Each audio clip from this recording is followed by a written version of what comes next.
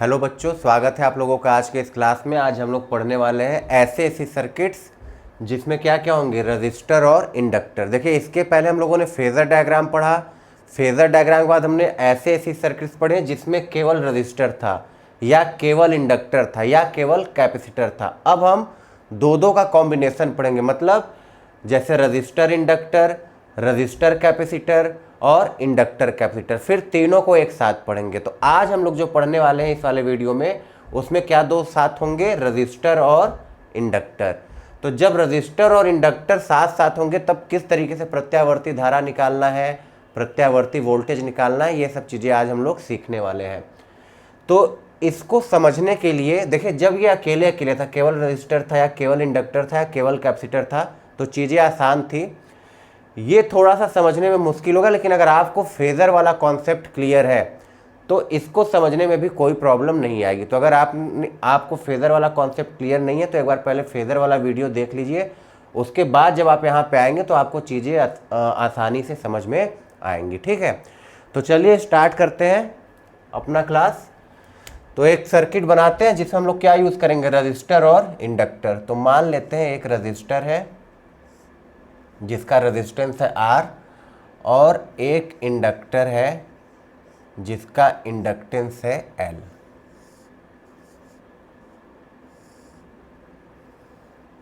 ये हो गया एक वोल्टेज सोर्स V बराबर V not sine omega T. तो अब देखिए, जब एक से ज़्यादा कंपोनेंट है, जैसे यहाँ पे रजिस्टर और इंडक्टर है, तब हम इस सर्किट को सॉल्व करेंगे फेजर डायग्राम की सहायता से। ठीक है, तो फेजर डायग्राम के लिए जो पहला रूल हम यहाँ पे लगाएंगे वो ये कि हम I को लेंगे एक्स एक्सिस पर। ठीक है, वैद्युत धारा को हम कहाँ लेंगे, एक्स एक्सिस पे। जैसे ये हमारा फेजर डायग्राम हो गया, तो ये हो गया हमारा I। ठीक, लेंथ किसको, पीक वैल्यू को बताते हैं, इसलिए हमने I नॉट लिख लिया।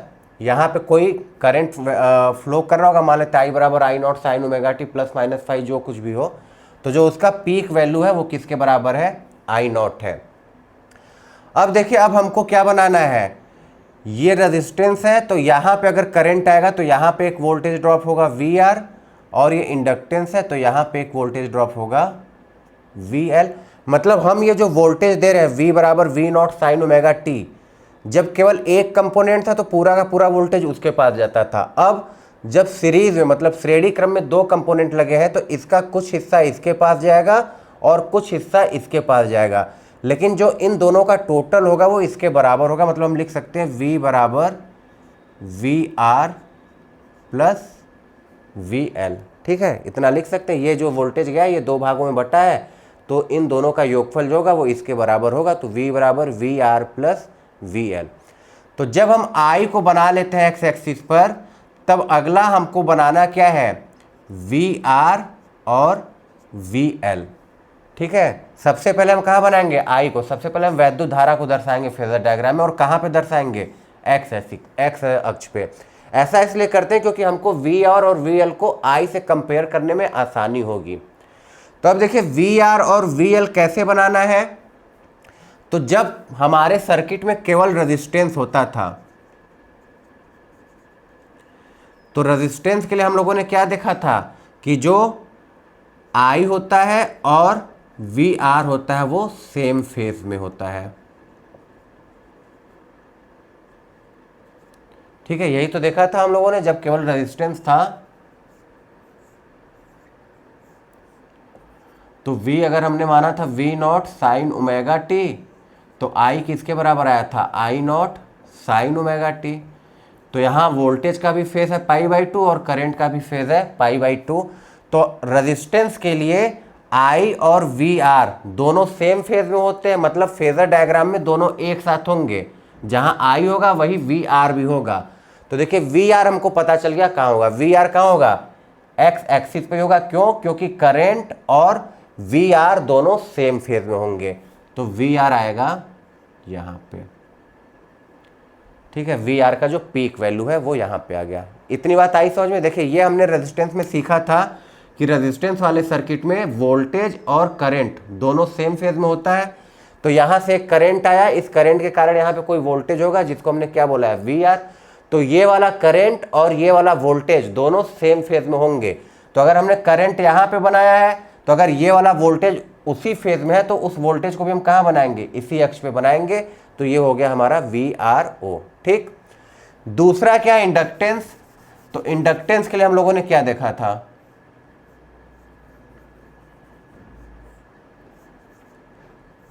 इंडक्टेंस के लिए अगर V बराबर V not sine omega T था तो I बराबर आता था I not sine omega T minus pi by two. मतलब इंडक्टेंस में हम क्या बोलते थे कि वैद्युत धारा पीछे चल रहा है और वोल्टेज आगे चल रहा है, दोनों में फेज डिफरेंस है कितने का, पाई बाई टू का। वोल्टेज और करंट में फेज डिफरेंस है कितने का, पाई बाई टू का। कौन आगे है कौन पीछे है, तो वोल्टेज आगे है और करंट पीछे। यही मतलब हुआ, करंट कितना पीछे है, पाई बाई टू फेज से, या वोल्टेज कितना आगे है, पाई बाई टू फेज से। तो अगर हमने यहाँ पे करंट बनाया है तो हमको पता है कि यहाँ वाला जो वोल्टेज है वो इस वाले करंट से फेज में आगे होगा। देखिए ये इंडक्टेंस ही तो है, तो इंडक्टेंस में वोल्टेज क्या होता है, करंट से आगे चलता है। कितना आगे चलता है, पाई बाई टू। तो यहाँ से अगर कोई वैद्युत धारा आया तो यहाँ वाला जो वोल्टेज होगा वो वोल्टेज इस वाले करंट से फेज में आगे होगा। कितना आगे होगा, पाई बाई टू। तो यहाँ ये हो गया हमारे करंट का फेज, यहाँ से हमको पाई बाई टू बनाना है। आगे का मतलब हमने क्या बोला था, एंटी क्लॉकवाइज में। देखिए अगर हम आई नॉट, आई को क्या लिख दें, I not sine omega T, तो हम वी को क्या लिखेंगे, V not sine omega T plus pi by two. मतलब जो वोल्टेज है वो इंडक्टेंस, इंडक्टर वाले सर्किट में जो वोल्टेज होगा वो करंट से आगे चलेगा। कितना, पाई बाई टू। तो आगे प्लस का मतलब हमने वहां पे सीखा था एंटी क्लॉकवाइज। तो एंटी क्लॉकवाइज हमको आना है, कितना आना है, पाई बाई टू एंगल, मतलब 90 एंगल। तो ये हमको मिलेगा वी एल ओ। इतनी बात आई समझ में। वैद्युत धारा और प्रतिरोध के लिए वोल्टेज सेम फेस में, तो दोनों एक्स एक्सिस पे। इंडक्टेंस के लिए जो वोल्टेज होता है वो करंट से पाई बाई टू आगे चलता है, तो प्लस पाई बाई टू है। तो हमको यहां से एंटी क्लॉकवाइज में 90 अंश इधर आना पड़ा, तो ये हमको इंडक्टेंस के लिए वोल्टेज मिल गया। ठीक, चलिए तो क्या क्या स्टेप है, सबसे पहले वैद्युत धारा बनाना है, फिर वैद्युत धारा से कंपेयर करा के हमको वी आर और वी एल बनाना है।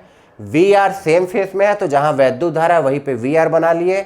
इंडक्टेंस में जो वोल्टेज होगा वो उससे 90 डिग्री आगे चलेगा, तो एंटी क्लॉकवाइज डायरेक्शन में आया और हमने इंडक्टेंस वाला वोल्टेज बना लिया।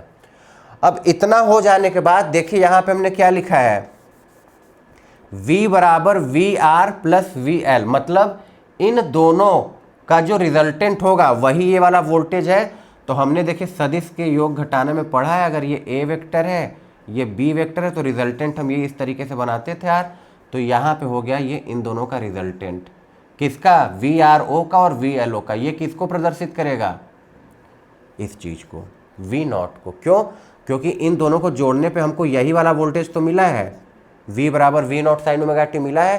तो इन दोनों का रिजल्टेंट इसके बराबर है, तो एरो लेंथ पीक वैल्यू को दर्शाता है, इसलिए हमने यहाँ पे क्या लिख दिया, वी नॉट लिख दिया। इतनी बातें आई समझ में।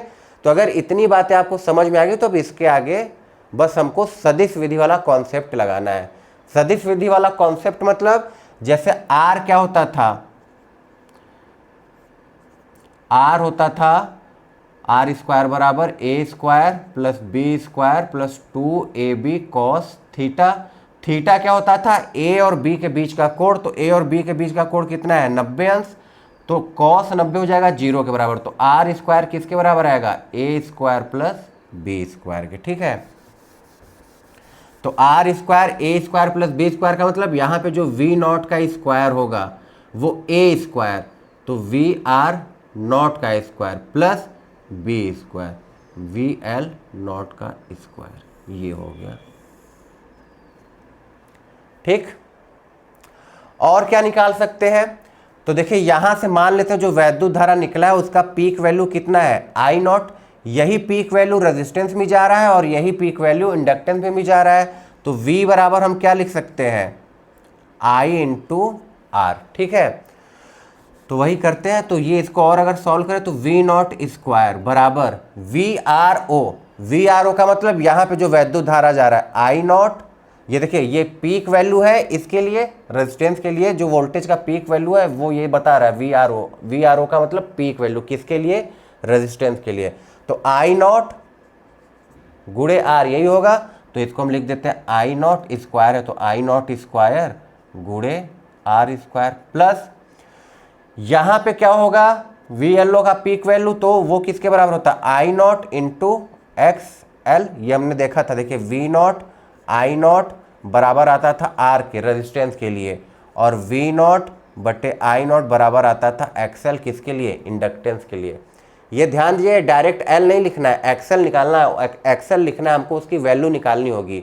अगर ये एल है तो एक्सएल का मतलब ओमेगा इंटू एल या 2 पाई एफ एल, ठीक है, ये होती है एक्सएल की वैल्यू। तो यहाँ पे केवल एल नहीं होगा, यहाँ पे हमको जब प्रतिरोध निकाल लें तो प्रतिरोध की जगह यहाँ पे एक्सएल होता है जिसको हम लोग प्रेरण प्रतिघात बोलते हैं, ठीक है, इंडक्टिव रिएक्टेंस। तो यही चीज लगाया गया है। देखिए वी नॉट बराबर हम क्या लिख सकते हैं आई नॉट इंटू आर, वैसे वी नॉट बराबर आई नॉट इंटू एक्सएल, तो यहाँ पे स्क्वायर है तो आई not square into R square, फिर यहाँ पे i not square into XL का स्क्वायर। तो आई नॉट को अगर हम इधर ले आए तो वी नॉट स्क्वायर बटे आई नॉट स्क्वायर बराबर R square plus X L square. देखिए वी नॉट क्या है, जो हमने वोल्टेज दिया है उसका पीक वैल्यू और जो करंट निकला है उसका पीक वैल्यू। तो एक तरीके से जो वी नॉट और आई नॉट है वो आर इक्विवेलेंट ही तो देता है, तुल्य प्रतिरोध देगा। हमने पढ़ा है आर बराबर वी बटे आई, तो अगर हम नेट जो वोल्टेज दे रहे हैं और जो नेट करंट निकल रहा है उसका रेशियो निकाले तो वो हमको आर इक्विवेलेंट ही तो देगा। तो यहाँ पे जो आर इक्विवेलेंट है उसको हम लोग प्रदर्शित करते हैं जेड से, तो ये होगा Z square. V not I not बराबर किसके, जेड के, तो स्क्वायर तो जेड स्क्वायर, जेड स्क्वायर बराबर R square plus X L का स्क्वायर। तो जेड को बोला जाता है पगबाधा, एक तरीके से रेजिस्टेंस है या इम्पीडेंस, ठीक है। ने इक्विवेलेंट जो तुल्य प्रतिरोध निकालते थे एक तरीके से वो यही है, तुल्य प्रतिरोध हमको बता रहा है। तो जेड स्क्वायर बराबर आर स्क्वायर प्लस एक्सएल का स्क्वायर। देखिए इसका भी मात्रक हमने क्या देखा था, ओम, एक्सएल का भी मात्रक ओम, तो जेड का भी मात्रक क्या होगा, ओम होगा, ठीक है। ये भी हमको एक तरीके से प्रतिरोध ही बता रहा है जिसका मात्रक क्या होगा, ओम। तो देखिए इसको हम लोग इस तरीके से भी बना सकते हैं, वी नॉट स्क्वायर, वी बराबर कितना था, V not sine omega T. ये जो हमारा सर्किट है एक तरीके से, यहाँ पे वी आर है तो इसकी जगह हम इसका रेजिस्टेंस वाला इसके लिए प्रतिरोध बना ले आर। यहाँ पे वी एल है तो यहाँ वी एल के लिए हम यहाँ पे बना लेंगे, वी एल के लिए प्रतिरोध का मान कितना है, एक्सएल, तो ये हो गया एक्सएल। और यहाँ पे वी है तो इसके लिए जो नेट आया है वो किसके बराबर है, जेड, तो ये हो गया जेड। तो देखिए इस वाले डायग्राम से हम लिख सकते हैं जेड स्क्वायर बराबर आर स्क्वायर प्लस एक्सएल का स्क्वायर। देखिए समकोण त्रिभुज बनेगा, अगर ये एक्सएल है तो ये भी एक्सएल होगा, तो कर्ण का वर्ग बराबर आधार का वर्ग प्लस लंब का वर्ग, तो वही चीज़ लिखा है जेड स्क्वायर बराबर R square plus XL square. तो अगर जब हमको तुल्य प्रतिरोध निकालना हो तो वी आर की जगह जो वहाँ पे रेजिस्टेंस हुआ है तो आर, वी एल की जगह जो वहाँ का रेजिस्टेंस, तो वहाँ का रेजिस्टेंस क्या है, एक्सएल, तो ये हो गया एक्सएल। ये हमारा नेट था तो नेट की जगह क्या है, जेड, तो उसकी जगह हमने क्या बना लिया, जेड। तो जेड स्क्वायर बराबर R square plus X L square, ठीक, इतना नोट कर लीजिए।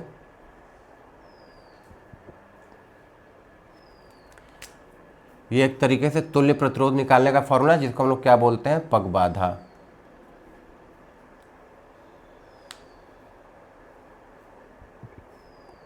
मतलब अब देखिए जब केवल एक चीज था, जैसे आर होता था तो हम आई निकालने के लिए वी नॉट में आर का भाग देते थे, जब केवल एल होता था तो वी नॉट में एक्सएल का भाग देते थे। अब लेकिन अगर आई नॉट निकालना है तो हम वी नॉट में किससे डिवाइड करेंगे, जेड से, मतलब आई नॉट किसके बराबर होगा, V not divided by Z. जो तुल्य प्रतिरोध होगा उसी से तो भाग देंगे, तो वो तुल्य प्रतिरोध एक तरीके से क्या है, जेड है। तो आई नॉट अब कैसे निकालेंगे, V not divided by Z से निकलेगा, ठीक।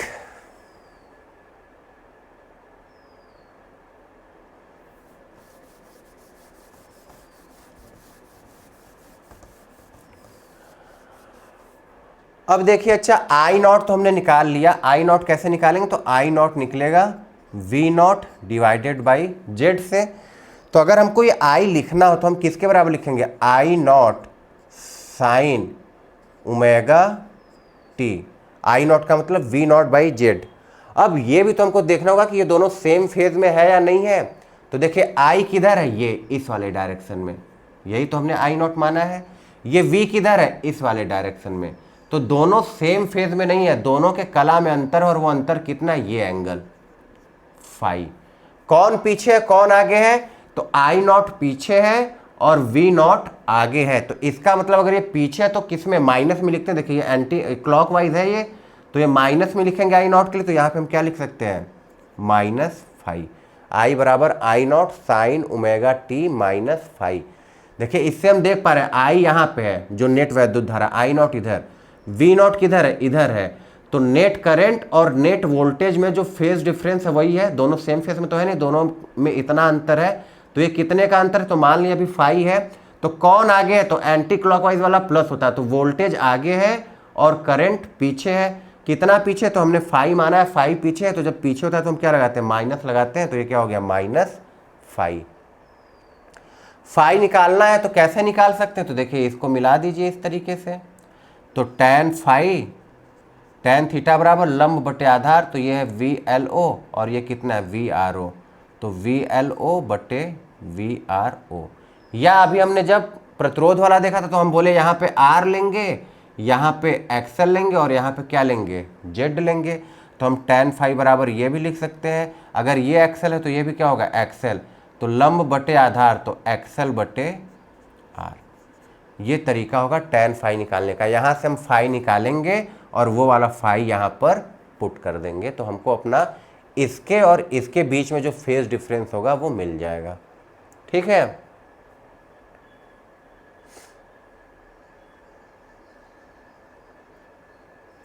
एक्सएल की जगह कितना लिख सकते हैं, तो ओमेगा एल बटे आर लिख सकते हैं। ओमेगा की जगह कितना लिख सकते हैं, तो 2 पाई एफ एल बटे आर लिख सकते हैं।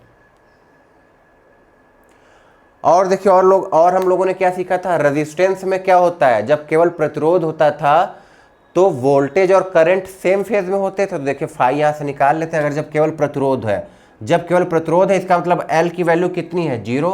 तो अगर हम यहाँ पे एल जीरो रखेंगे तो जीरो में किसी चीज़ से भाग देंगे तो जीरो के बराबर आएगा। तो टेन फाई किसके बराबर, जीरो। तो टेन फाई किस अंश के लिए बराबर होगा, जीरो के, जब फाई किसके बराबर हो, जीरो। मतलब फाई जीरो होने का मतलब ये वाली लाइन कहाँ जाएगी, यहाँ पे, दोनों एक ही डायरेक्शन में। तो देखिए करंट और वोल्टेज दोनों इसी डायरेक्शन में हो जाएंगे। और हमने क्या देखा था, जब प्रतिरोध ना हो केवल इंडक्टेंस हो तो दोनों में फेज डिफरेंस होता था पाई बाई 2 का, और वोल्टेज आगे रहता था और करंट पीछे रहता था। तो वो भी देख लेते हैं। तो जब रेजिस्टेंस नहीं है तो आर जीरो रखेंगे।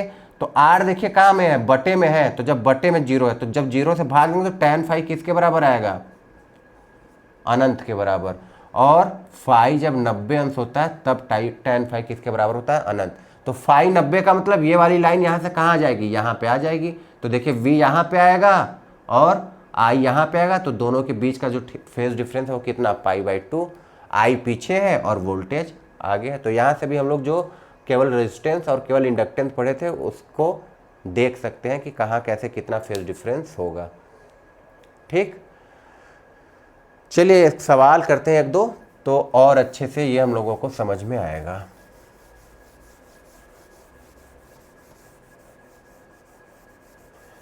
अच्छे से नोट कर लीजिए फॉर्मूले, तभी हम लोगों को ये समझ में आने वाला है।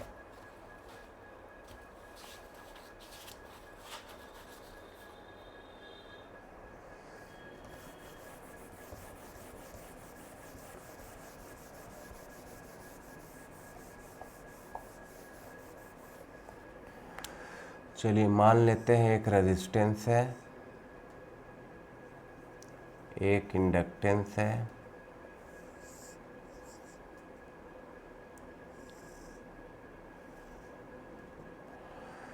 और हमने यहाँ पे करंट दे दिया I बराबर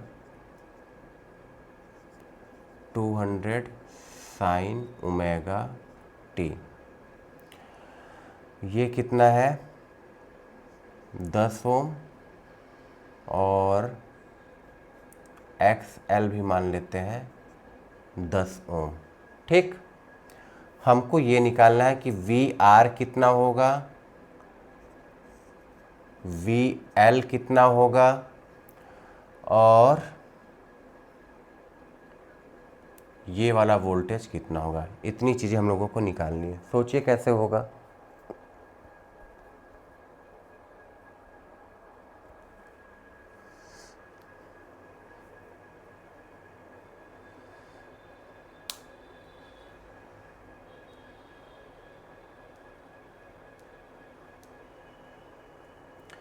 देखिए इस चीज़ से हम लोग क्या क्या निकाल सकते हैं। सबसे पहले ये तो हम लोग पहले देख चुके हैं। ये हमको क्या बताता है, पीक वैल्यू बताता है करंट की। तो आई नॉट किसके बराबर आएगी, 200 वोल्ट के। अगर आई आर एम एस निकालना होता तो ये सब चीज़ें हम लोग सीख चुके हैं। आई आर एम एस बराबर आई नॉट डिवाइडेड बाई √2। तो 200/√2 तो किसके बराबर, 100√2। मैक्सिमम वैल्यू पीक वैल्यू होता है, मीन निकालना होता मतलब एवरेज निकालना होता, जिसको आई एम से प्रदर्शित करते थे, आई एवरेज या आई एम। तो वो किसके बराबर होता था, 2I0 डिवाइडेड बाई पाई। तो 2×200/पाई, 400/पाई। ये सब चीज़ें हम लोग पहले ही सीख चुके हैं। अब हमको VR निकालना है। तो देखिए VR निकालने के लिए हमको क्या क्या चाहिए, किस तरीके का इक्वेशन होता था, V0 sin ωt ±φ, कुछ ऐसा होता था। तो मतलब हमको दो चीज़ें चाहिए होता था। पहला तो पीक वैल्यू, कि वोल्टेज का पीक वैल्यू कितना है इसके लिए। ठीक, दूसरा ये फेज, मतलब जो करंट वाला फेज है वो उसी के फेज में है या उससे आगे है या उससे पीछे है। तो चलिए दोनों चीज़ देखते हैं। तो सबसे पहले पीक वैल्यू निकालते हैं रेजिस्टेंस के लिए। तो रेजिस्टेंस के लिए पीक वैल्यू कैसे निकलेगा, सोचिए रेजिस्टेंस का पीक वैल्यू कैसे निकलेगा। तो देखिए रेजिस्टेंस के लिए आपने ये पढ़ा था, R बराबर V0 डिवाइडेड बाई I0, यही तो पढ़ा था।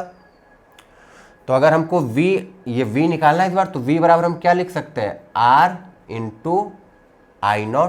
तो वही यहाँ पे लिख दीजिए, R इंटू I0। R कितना है, 10 ओम। I0 कितना है, I0 हम लोगों ने यहाँ पे लिखा है कितना, 200 वोल्ट। तो ये कितना हो गया, 2000 वोल्ट। यही तो हुआ। I0 कितना है, पीक वैल्यू हमने लिखा है 200, तो ये 200 और रेजिस्टेंस कितना है 10, तो ये 10, तो ये कितना हो गया, 2000 वोल्ट हो गया। ठीक, इसी के साथ साथ VL भी लिख लेते हैं। तो VL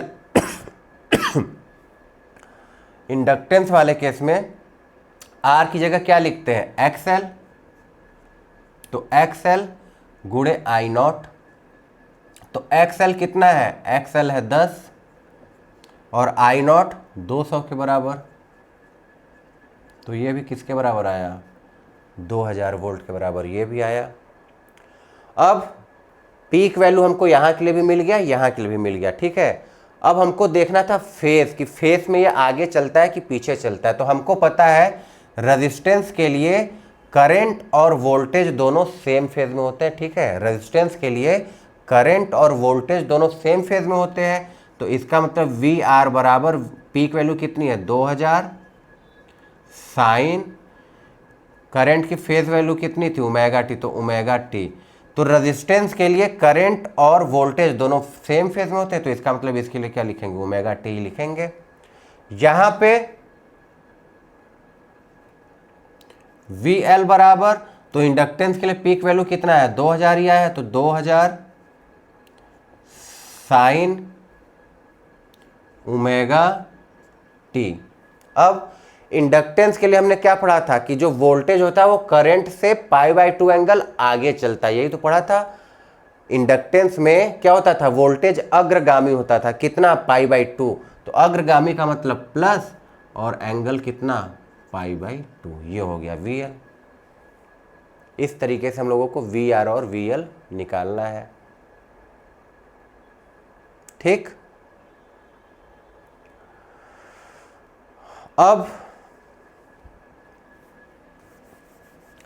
अब हमको V निकालना है, तो V कैसे निकालें सोचिए। तो हमने क्या बोला था, यहाँ वाला जो वोल्टेज है, यहाँ वाला जो वोल्टेज है, इन दोनों का योगफल किसके बराबर, V के बराबर। तो बना लीजिए अपना फेजर डायग्राम। सबसे पहले हम क्या बोले थे, एक्स अक्ष पे क्या बनाते हैं, I, यही बताया गया था, एक्स अक्ष पे क्या बनाते हैं, I। अब रेजिस्टेंस का वोल्टेज और करंट दोनों सेम फेज में होता था, इसलिए रेजिस्टेंस वाला वोल्टेज भी एक्स अक्ष पे ही बनाते थे, तो ये हो गया VR ऑन। फिर इंडक्टेंस क्या होता था, π/2 आगे चलता था, तो आगे चलता था तो मतलब एंटी क्लॉकवाइज, तो इधर हम लोग VLO बनाते थे। इन्हीं दोनों का तो जो इक्विवेलेंट होता था वो किसके बराबर होगा, इस V के बराबर होगा, मतलब इसका जो पीक वैल्यू होगा V0। यही तो हम लोग निकालते थे। देखिए सबसे पहले हम क्या निकालेंगे, पीक वैल्यू, जैसे यहाँ पे निकाले थे पीक वैल्यू। जब पीक वैल्यू निकल जाएगा तो फिर हम फेज निकालेंगे, क्या ये I और V दोनों सेम फेज में है या अलग अलग फेज में है। तो पीक वैल्यू इसका रिजल्टेंट निकालने का तो वही फॉर्मूला है, आर स्क्वायर बराबर √a² प्लस, देखिए आर स्क्वायर बराबर क्या होता है, a² plus b² plus 2ab cos theta. Theta होता था इनके बीच का कोण जो कि किसके बराबर है, 90। तो आर स्क्वायर बराबर क्या आएगा, a² प्लस b²। तो a² प्लस b², यही तो है। देखिए इसकी वैल्यू भी कितनी है, 2000, और इसकी वैल्यू भी कितनी है, 2000। तो r बराबर हम क्या लिखेंगे, √a² प्लस b²।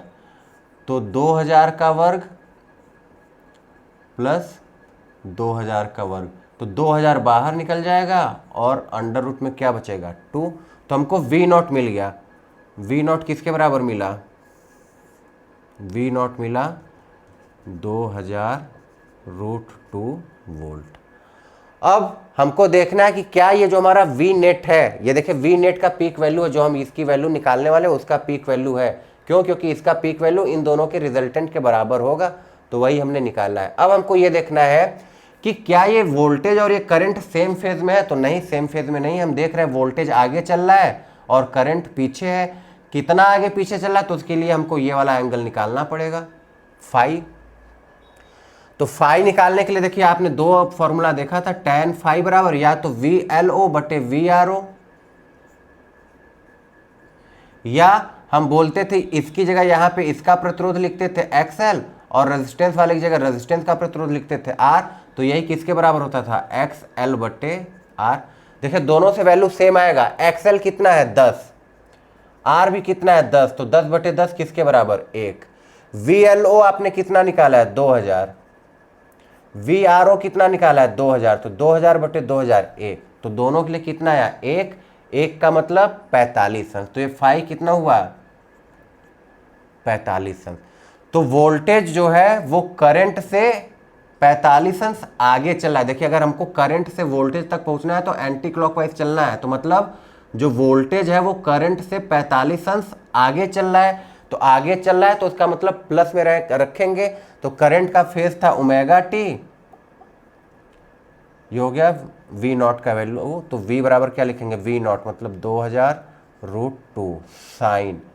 करंट का फेज कितना था, ω/t, और हम बोल रहे हैं कि जो वोल्टेज है वो करंट से 45 अंश आगे चला, तो प्लस 45 अंश, या इसी को लिख सकते हैं 2000√2 साइन ω/t प्लस π/4। ये हो गया नेट वोल्टेज। तो इस तरीके से हमको सवालों को हल करना है। हमको I दिया था, I की सहायता से सबसे पहले हमने क्या निकाला, VR और VL। तरीका है कि ये सबसे पहले पीक वैल्यू निकालेंगे और फिर फेज देखेंगे। तो पीक वैल्यू निकाले तो किसके बराबर आया, 2000, तो पीक वैल्यू मिल गया। फिर हम बोलते हैं कि रेजिस्टेंस में जो वैद्युत धारा आता है तो वो वोल्टेज और वैद्युत धारा दोनों सेम फेज में रहते हैं। तो अगर वैद्युत धारा का फेज ω/t था तो यहाँ भी फेज कितना, ω/t। इसके लिए हल करना हुआ तो इसके लिए भी सबसे पहले पीक वैल्यू निकाले, तो पीक वैल्यू मिल गया। पीक वैल्यू के बाद क्या निकालेंगे, फेज निकालेंगे। तो हमको पता है कि इंडक्टेंस वाले में जो वोल्टेज होता है वो करंट से 90 डिग्री आगे चलता है। तो आगे का मतलब प्लस, 90 का मतलब π/2। अब हमको ये V निकालना पड़ा, तो V इन दोनों का रिजल्टेंट था। तो सबसे पहले हमने फेजर डायग्राम से इसको बना लिया। तो इधर हमको VR मिला, इधर हमको VL मिला। तो इन दोनों की सहायता से पहले हमने इसका नेट पीक वैल्यू निकाला है। तो पीक वैल्यू V0 किसके बराबर आया, 2000√2। जब पीक वैल्यू मिल गया तो हम देखेंगे फेज कितना है, तो यहाँ पे फेज डिफरेंस था करंट से, वोल्टेज आगे चल रहा है और करंट पीछे है। कितना है फेज डिफरेंस, तो tan फाई बराबर XL बटे R या VL बटे VR। तो वहां से हमने tan फाई निकाले, वो किसके बराबर आया, 1 के, तो 1 का मतलब 45 अंश, तो आगे था वोल्टेज तो इसलिए प्लस 45 अंश। ठीक, नोट कर लीजिए।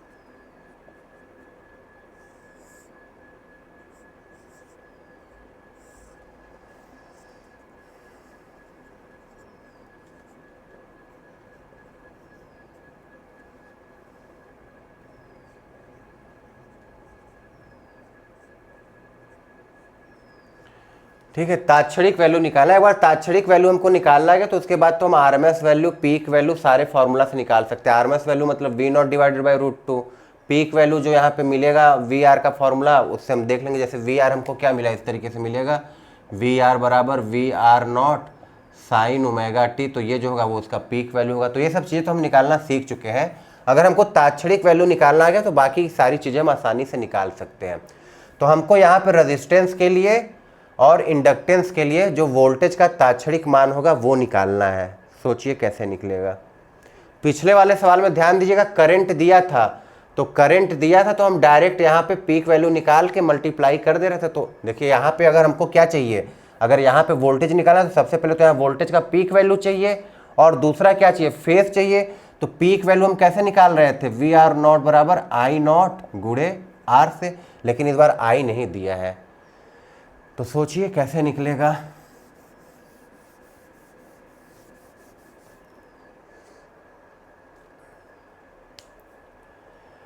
कैसे निकलेगा, देखिए अगर मान लें एक बार कोई एसी सर्किट नहीं है, दो प्रतिरोध है हमारे पास, 2 ओम 5 ओम और ये 10 वोल्ट, ठीक है, ये 2 ओम और 3 ओम है और ये 10 वोल्ट है। हमसे पूछता था करंट बताइए, तो हम क्या करते थे, तुल्य प्रतिरोध निकालते थे। इनका तुल्य प्रतिरोध किसके बराबर, 5 ओम के बराबर, तो करंट निकाल लेते थे। आई किसके बराबर था, V बटे R, तो 10 बटे 5 बराबर 2 एम्पियर। तो यहाँ भी तो हमको वही करना है। अगर करंट का पीक वैल्यू निकालना है, सबसे पहले मान लेते हैं यहाँ पे जो करंट आ रहा है उसका पीक वैल्यू कितना है, आई नॉट है। तो अगर करंट का पीक वैल्यू है तो इसके पीक वैल्यू में हम इसके जो तुल्य प्रतिरोध है उससे भाग दे दे। तो हमने पढ़ा है अभी कि इसके तुल्य प्रतिरोध को हम क्या बोलते थे, पग बाधा, जिसको प्रदर्शित करते थे किससे, जेड से। तो जेड बराबर √R² प्लस XL²। ठीक है, ये ध्यान दीजिएगा, अगर वोल्टेज दिया है और हमको करंट निकालना है इसका, तो हमको तुल्य प्रतिरोध से, तुल्य पग, जिसको हम लोग यहाँ पे क्या बोल रहे हैं, पग बाधा, तो V नॉट में इससे हम भाग दे देंगे तो हमको क्या मिल जाएगा, I नॉट मिलेगा। तो जेड निकालने के लिए सबसे पहले हमको √R² प्लस XL² वाला फॉर्मूला लगाना है। तो देखिए एक अंतर पिछले सवाल से यहाँ पे और है, वहां पे हमको XL की वैल्यू डायरेक्ट दी थी, यहाँ पे XL डायरेक्ट नहीं दिया। ये किसकी वैल्यू है, इंपीडेंस की वैल्यू है, L बराबर 1 हेनरी। तो यहाँ से हमको XL निकालना पड़ेगा। तो XL का फॉर्मूला क्या होता है, ओमेगा L। तो ओमेगा कहाँ से मिलेगा, तो यहाँ से मिलेगा ओमेगा। ये क्या है, साइन ओमेगा टी, जिसमें टी का जिसमें गुणा होता है वही ओमेगा हो रहा है। तो यहाँ टी में किसका गुणा रहा है, 10 का, तो ओमेगा कितना, 10। एल की वैल्यू कितनी है, 1, तो एक्सएल किसके बराबर आएगा, 10 ओम के बराबर। ठीक, आर भी 10 ओम है तो 10 का वर्ग, और एक्सएल भी 10 है तो 10 का वर्ग, तो 10 का वर्ग कॉमन मिलेगा, 1 + 1 अंडर रूट में, तो ये 10 बाहर आएगा तो कितना आएगा, 10√2 ओम। जेड मिल गया आपको 10√2 2 ओम। देखिए जब हमारे पास करंट दिया था तो हम डायरेक्ट ये निकाल ले रहे थे, लेकिन अगर करंट नहीं दिया, हमको यहाँ वोल्टेज निकालना, तो सबसे पहले हमको करंट निकालना होगा, तभी तो हम यहाँ वोल्टेज पता कर पाएंगे। जैसे इस तरीके से होता था जब हमारा डीसी सर्किट 2 ओम 3 ओम और ये 10 वोल्ट, हमसे पूछता था यहाँ वोल्टेज बताओ, यहाँ वोल्टेज ड्रॉप बताओ कितना होता है। उसके लिए सबसे पहले हमको करंट निकालना होता था। तो करंट हम कैसे निकालते थे, तुल्य प्रतिरोध निकालते थे, वोल्टेज में भाग देते थे। तो तुल्य प्रतिरोध इसका 3 2 5, 10 में 5 से भाग दिए तो 2 एम्पियर, हमको करंट मिल गया। फिर यहाँ पे वोल्टेज पूछ रहा है तो 2 गुणे 2 4 वोल्ट और यहाँ पे 2 गुणे 3 6 वोल्ट। इन दोनों का योगफल इसके योगफल के बराबर। तो सेम कॉन्सेप्ट यहाँ भी लगा रहे हैं। सबसे पहले हमने पीक वैल्यू निकाला, तो पीक वैल्यू कैसे निकालेंगे, इसके पीक वैल्यू में तुल्य प्रतिरोध से भाग दे दे। तो यहाँ का जो तुल्य प्रतिरोध है उसको हम पगबाधा बोल रहे हैं, जिसको निकालने का फॉर्मूला क्या, √r² प्लस एक्सएल का एक्सएल स्क्वायर। ठीक, तो अगर अब हमको आई नॉट निकालना है तो आई नॉट बराबर V not divided by Z. V not पता है कितना 20, जेड किसके बराबर है 10√2, तो 10 दूनी 20, 2 में √2 से भाग देंगे तो √2 एम्पियर। लीजिए आई नॉट मिल गया।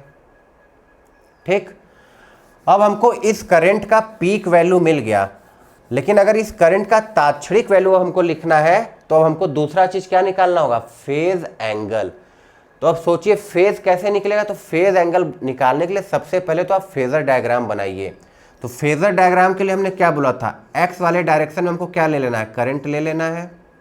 ठीक, फिर रेजिस्टेंस वाला वोल्टेज और करंट दोनों सेम फेज में होता है, तो वी आर को इधर बना लेते हैं। ठीक, इंडक्टेंस वाला वोल्टेज करंट से 90 डिग्री आगे चलता है, तो इंडक्टेंस वाला यहां बन जाता था। और इन दोनों का जो परिणामी होता है वही तो ये वी होता है, जो कि ये आता था हमारा वी नॉट। ठीक है, यही होता था हमारा फेज डिफरेंस फाई। तो हम tan फाई कैसे निकालते थे, देखिए अगर ये वी एल हो तो ये क्या हो जाएगा वी एल ओ, ये लंबाई क्या हो जाएगी वी आर ओ। तो tan फाई बराबर लंब बटे आधार वी एल ओ बटे वी आर ओ। तो इस बार तो अभी हमको वी एल ओ और वी आर ओ पता नहीं है, तब फिर क्या करें, तो हमने एक फॉर्मूला और बताया था। हम बोले थे जहां रेजिस्टेंस वाला होता है वहां रेजिस्टेंस लिख दो आर, और जहां इंडक्टेंस वाला वोल्टेज होता है वहां पे इंडक्टेंस का प्रतिरोध लिख दो एक्सएल। तो tan फाई का एक फॉर्मूला और क्या होता है एक्सएल बटे आर। एक्सएल की वैल्यू हमने निकाली है कितनी, 10 के बराबर आई थी, तो 10। आर की वैल्यू कितनी है 10, तो tan फाई किसके बराबर आ गया, 10 से 10 कट जाएगा तो 1 के बराबर। इसका मतलब फाई किसके बराबर 45 अंश, मतलब फाई को हम क्या लिख सकते हैं π/4। अब हमको पता चल गया कि इस वाले करंट और इस वाले वोल्टेज में जो फेज डिफरेंस है वो कितना है π/4 का। देखिए सबसे पहले हमने इस करंट के लिए क्या निकाला, पीक वैल्यू निकाला, फिर फेज डिफरेंस निकालना किससे, फेजर डायग्राम की सहायता से। तो वहां से हमको पता tan फाई बराबर एक्सएल बटे आर या वी एल बटे वी आर, जिससे भी निकाल, जो भी वैल्यू दिया रहेगा, जैसे यहाँ पे एक्सएल और आर दिया था तो उससे हमने निकाला है। अब जब फेज डिफरेंस पता चल गया तो हमको ये सोचना पड़ेगा कौन आगे चल रहा है और कौन पीछे। तो देखिए वोल्टेज आगे है और करंट कहाँ है, पीछे है। तो इस बार हमको वोल्टेज दिया है कितना, V बराबर 20 sin 10t। करंट के लिए जो करंट की तात्क्षणिक वैल्यू होगी उसके लिए हमने पीक वैल्यू निकाल लिया कितना, √2 एम्पियर। ठीक, साइन, अब इसका फेज कितना था 10t। अब हमको देखना है कि जो करंट है इस वाले वोल्टेज के इस वाले फेज में है कि नहीं, तो फेज में नहीं है, फेज डिफरेंस है कितना है π/4 का। तो अगर फेज डिफरेंस है तो कौन आगे है कौन पीछे है, तो वोल्टेज आगे है क्योंकि एंटी क्लॉकवाइज प्लस होता है, इस दिशा में प्लस होता है, तो वोल्टेज आगे है और करंट पीछे है। तो करंट पीछे है तो करंट पीछे इसका मतलब माइनस, कितना पीछे, तो π/4। ये हमको मिल गया करंट। अब इसके आगे हमको वैसे ही सॉल्व करना है जैसे कि हमने पिछले सवाल में सॉल्व किया था। अब इसकी सहायता से हम यहाँ पे वोल्टेज निकाल लेंगे और यहाँ पे वोल्टेज निकाल लेंगे। ठीक है, चलिए देखते हैं। अब देखिए अगर हमने करंट का तात्क्षणिक वैल्यू निकाल लिया तो अब यहाँ से ये क्या होगा, करंट का पीक वैल्यू है i naught. I R M S हम निकाल सकते हैं कैसे, आई आर एम एस बराबर i not by √2। I average या आई मीन निकाल सकते हैं कैसे, 2i0 डिवाइडेड बाई पाई। तो ये सब चीज़ें हम लोग सीख चुके हैं, ठीक है। अब हमको वी आर निकालना है, तो वी आर के लिए सबसे पहले तो हमको क्या निकालना पड़ेगा, यहाँ के लिए जो पीक वैल्यू होगी वोल्टेज की वही निकालना होगा। तो पीक वैल्यू हमने वी आर ओ अभी देखा है कैसे निकालते थे, आई ओ गुणे आर से, ठीक है। देखिए वी बटे आई किसके बराबर होता था, आर के बराबर होता था। तो एक तरीके से हमको वोल्टेज निकालना है, तो वोल्टेज बराबर आई गुणे आर, तो वही किया गया आई गुणे आर। अब चूंकि पीक वैल्यू निकाल रहे हैं तो करंट का भी क्या लिए, पीक वैल्यू लिए हैं। तो करंट का पीक वैल्यू कितना है, √2, आर कितना है 10, तो वी आर ओ मिल गया 10√2। तो अब अगर हमको वोल्टेज लिखना है तो कैसे लिखते हैं, सबसे पहले पीक वैल्यू वी बराबर V not sine omega T से, तो सबसे पहले पीक वैल्यू, तो पीक वैल्यू कितनी 10√2 साइन। करंट का फेज कितना है, तो 10t माइनस π/4। क्या वोल्टेज जो रेजिस्टेंस वाला होगा वो करंट से सेम फेज में रहेगा या आगे पीछे रहेगा, तो हमको पता है कि रेजिस्टेंस के लिए वोल्टेज और करंट दोनों सेम फेज में होते हैं। तो दोनों सेम फेज में होते हैं, तो जो करंट का फेज है वही यहाँ रेजिस्टेंस के लिए वोल्टेज का भी फेज होगा। तो यहाँ भी 10t माइनस π/4, तो यहाँ भी 10t माइनस π/4, ठीक। और VL निकालना है, तो VL निकालना तो यहाँ भी हमको दो चीज़ निकालना पड़ेगा, क्या, एक तो पीक वैल्यू और एक फेज। दो चीज़ आपको ध्यान देना है, एक पीक वैल्यू निकालना है और एक फेज। जैसे यहाँ पे भी हमने क्या निकाला, पीक वैल्यू निकाला, दोनों सेम फेज में थे, तो जो करंट वाला फेज था वही हमने यहाँ पे लिख दिया। अब यहाँ का पीक वैल्यू कितना होगा, VLO, तो हमको पता है किसके बराबर, I0। यहाँ पे R की जगह क्या हो जाता है, XL हो जाता है। तो I0 तो किसके बराबर है, √2 के बराबर, और XL हमने किसके बराबर निकाला था 10, तो ये किसके बराबर आया 10√2। तो अब अगर हम VL लिखेंगे तो सबसे पहले उसकी पीक वैल्यू लिखते हैं। देखिए ये पीक वैल्यू लिखा है, तो 10√2 साइन। अब उसके बाद करंट का फेस लिखेंगे, तो करंट का फेस कितना है 10t माइनस π/4। तो क्या इंडक्टेंस वाला वोल्टेज करंट से सेम फेज में रहता है, तो नहीं। इंडक्टेंस वाला जो वोल्टेज होता है वो करंट से आगे चलता है। कितना आगे चलता है, प्लस π/2। तो यहाँ पे हम क्या लिखेंगे, प्लस π/2। तो ये होगा हमारा इंडक्टेंस वाला वोल्टेज। आई बात समझ में। तो सबसे पहले जो करंट का फेज वो, अब अगर दोनों सेम फेज पे होता है तो उतना ही छोड़ देते थे जैसा अपने रेजिस्टेंस वाले केस में था, और अगर दोनों में फेज डिफरेंस है तो वो आगे है कि पीछे, तो आगे है तो प्लस, पीछे है तो माइनस। तो यहाँ पे जो वोल्टेज होता है इंडक्टेंस में वो करंट से आगे चलता है। कितना आगे चलता है, π/2, तो हमने प्लस π/2 लिख दिया। अब इसको इसके आगे भी हल कर सकते हैं, जैसे π/2 माइनस π/4 हल करेंगे तो कितना आएगा, 2π माइनस पाई, मतलब π/4 प्लस में। तो यहाँ पे हम चाहे तो इसको इतना लिख दे, 10√2 साइन 10t प्लस π/4, ये हो जाएगा VL, ठीक है। तो एक दो बार बिना देखे ऐसे सवालों को सॉल्व करने की कोशिश करिएगा, तो चीज़ें और क्लियर होंगी आपके लिए। तो आज के लिए इतना ही, मिलते हैं नेक्स्ट वीडियो में, तब तक के लिए बाय बाय।